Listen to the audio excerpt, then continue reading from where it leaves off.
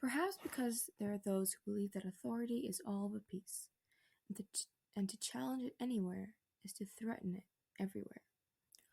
Arthur Miller's The Crucible tells a tale about false accusations, the devil's work, and suspicious townspeople. However, although the book takes place in the 1600s, it serves as an allegory for the time in which Miller's own life took place, America, the 1940s. At the end of World War II, the US government was against communism. The war had changed many things: technology, women's rights, but above all else, ideologies.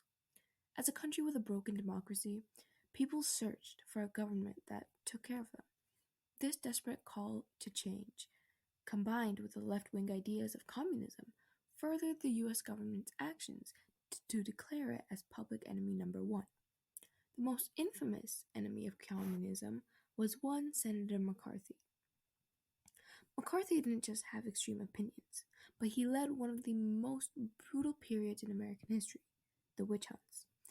Innocent people around the world were accused, searched, bullied, and arrested for being suspected communists.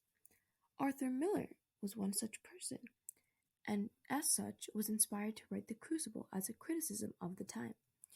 The novel expands readers' knowledge of the time period, allows them to empathize with people of that time, and provides readers with the tools to analyze their own world today. Miller reminds people that there are more details to the situation, and that it wasn't a black and white time. No one person was entirely right or wrong. In the book, John Proctor, whose wife is accused of witchcraft, states, "I have no knowledge in that line, but it's hard to think so pious a woman be secretly a devil's, after 70 years of good prayer." By putting his own reputation on the line for her, Proctor proves that not everyone there had the wrong idea, and the actual issue wasn't such a yes or no scenario, but instead it was a complex amalgamation of many different ideas. Miller furthers this concept when he makes the reader have empathy for the characters. In the book, conformity is depicted as a human instinct that a majority of the people succumb to. However, because of the harsh conditions and hard trials, the idea of being a bystander just makes sense during that time. Here, the author allows the reader to put themselves in the townspeople's shoes and ask the question, what would you do in such a high-tension situation? Furthermore, The Crucible allows readers to use these ideas of change to compare and question their own society today. For example, in the book, Judge Danforth uses the entire trial of witches as a way to make himself more powerful.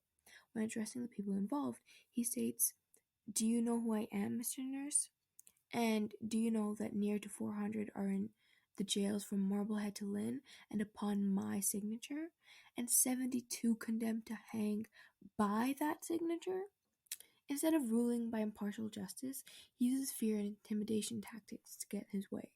Although in today's world we tend to think of the past as a worse time, situations just like this occur today. Judges are still corrupt, people are still ruled by fear, and innocent people are still put into prison. Miller provides the readers with the tools to analyze today's world and take the opportunity to make it better. Overall, The Crucible is a journey that takes the reader through the hard truth. We aren't more evolved today, the past wasn't as black and white, and we can relate to people of that time.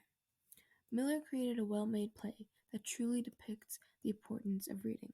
From expanding readers' knowledge of the past, to using tools used to analyze today's world, to gaining a better understanding of human nature, this play is an important read in today's world of literature.